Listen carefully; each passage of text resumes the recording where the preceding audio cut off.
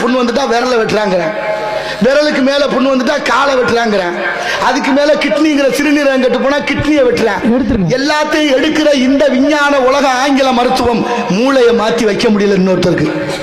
முடியுமா? அப்ப உலகத்திலே சிறந்தது எந்த மருத்துவம்? ஆங்கில மருத்துவமா சித்த மருத்துவமா? உதாரணத்துக்கு எங்க மாமா இங்க இருக்கிறாரு, ஒருத்தருக்கு டயாலிசிஸ் ஒருத்தர் வந்துருச்சு. டயாலிசிஸ் என்ன மருத்துவ முறை? ரத்த கிட்னி கெட்டு போச்சுன்னா ரத்தத்தை சுத்தப்படுத்துவது டயாலிசிஸ். டயாலிசிஸ்க்கு ஒரு மருத்துவ முறைக்கு உடம்பு மாறிடுச்சுன்னா மரண தேதியை எண்ணிக்கொண்டிருக்க சொல்லுது மருத்துவத்துறை. அப்படிப்பட்ட உப்பு கூடி கிட்னி கட்டுச்சுன்னா சரி செய்ய எதனால முடியும்? கிட்னியை மாத்தி வச்சாலும் போச்சு. அறுத்துட்டா உடஞ்ச கண்ணாடி சொல்லும் சரியா இருக்குமா? ரசம் போன கண்ணாடி முகம் பார்க்க முடியுமா? இந்த விலை மதிப்பற்ற உடலை இந்த உலகத்தில் இறைவன் கொடுத்தானே, ஏன் பாதுகாக்க மறுக்கிறோம்? அப்படிப்பட்ட கிட்னி கெட்டு போகாம இருக்கணும்னா என்ன செய்யணுமா? மூக்குரட்டை இலைன்னு ஒரு இலை இருக்கு நம்ம கிட்ட, அழகான மருத்துவம்.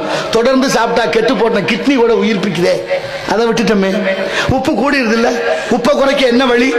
அழகா இருந்துச்சு உப்பு, கடற்கரையில இருந்து கொண்டு வந்து உப்பு வித்தாங்க. அந்த உப்பு சாப்பிட்ட வரைக்கும் யாருக்கு எந்த கோளாறும் இல்ல.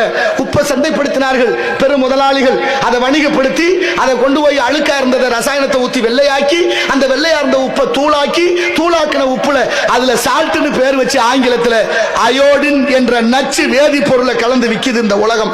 அதுதான் பெண்களுக்கு தைராய்டு நோய், கர்ப்பப்பை புற்றுநோய் அத்தனைக்கு மூல காரணம் உப்பு. மஞ்சளுக்கு பேர் போன மாநகரம் ஈரோடு.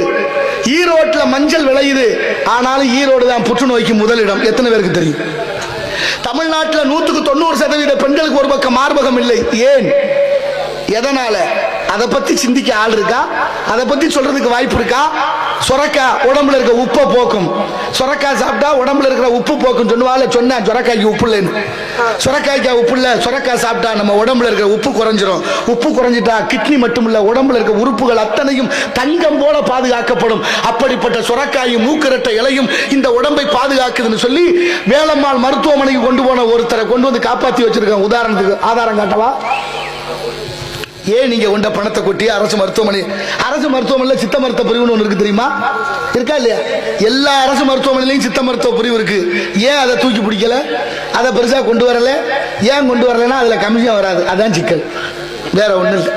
நமக்கு என்னத்துக்கு பெரிய இடத்து பொல்லாப்பு, அரமண கோழி முட்டை அம்மிகள்லாம் உடைக்க. ஆகினாலே ஆலோலம் சோ என்று பண்பாடி கொண்டிருக்கின்றார். தயவு செய்து இந்த அயோடின் உப்பை தலையத்தூள் முழுகிட்டு நல்ல கல் உப்பு வாங்கி நுணுக்கி வச்சுக்கோங்க. அயோடின் கலக்காத உப்பு, அதுதான் முதல்ல முக்கியம். இப்படி சாப்பாட்டுக்கு உகந்த உணவு பொருள்கள் எல்லாம் நஞ்சாக மாறியதனுடைய விளைவு சின்ன பிள்ளைகளுக்கு இன்சுலின் போடுற நிலைமைக்கு வந்திருக்கோம். பாத்தீங்களா? தலைவலிக்கு மாத்திரை போட்டா தலைவலி 1 மணி நேரத்துல நிக்குது. காய்ச்சலுக்கு மாத்திரை போட்டா 1 வாரத்துல நிக்குது. ஆனா இந்த சக்கரை நோய்க்கு மாத்திரை போட்டா நிக்க மாட்டேங்குது.